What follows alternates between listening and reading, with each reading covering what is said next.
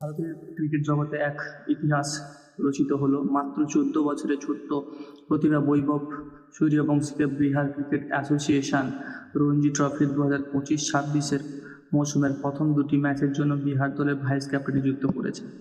এই নিয়েও ক্রিকেট প্রেমীদের মধ্যে উল্লাসে মেতে উঠেছেন, কিন্তু একই সঙ্গে এর পিছনে লুকিয়ে থাকা চ্যালেঞ্জ নিয়েও আলোচনা চলছে।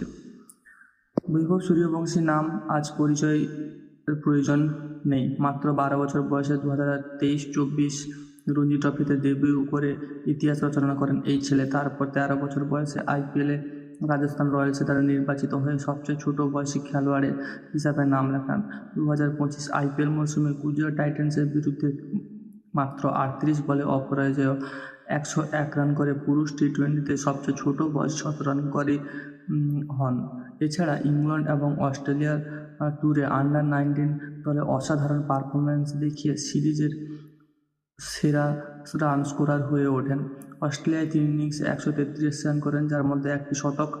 এখন এই অলৌকিক প্রতিভাকে বিশিয়ে বিহার দলের ক্যাপ্টেন সাকিবুল গনির সহযোগী করে নিয়েছে।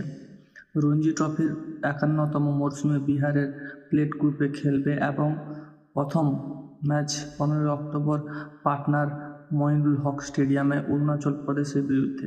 তারপর 25 অক্টোবর মণিপুরের সঙ্গে ম্যাচে খেলবেন বৈভব সূর্যবংশী। হ্যাঁ দর্শকবৃন্দ, এই নিয়োগ বিহারের যুব ক্রিকেটের উন্নয়নের প্রতীক। তবে চ্যালেঞ্জ কম নয়। রেড বল ক্রিকেটে বৈভব সূর্যবংশী এখনও পরীক্ষা বাকি। পূর্বের 5টি ফার্স্ট ক্লাস ম্যাচ ছাড়া তার গড় মাত্র 10, সর্বোচ্চ 41। এছাড়া 2026 সালে আন্ডার-19 বিশ্বকাপের জন্য প্রস্তুতি চলছে, তাই পুরো মৌসুম উপস্থিত নাও থাকতে পারা যায় বলে মনে করেন। কমেন্ট করে জানান আপনাদের মতামত।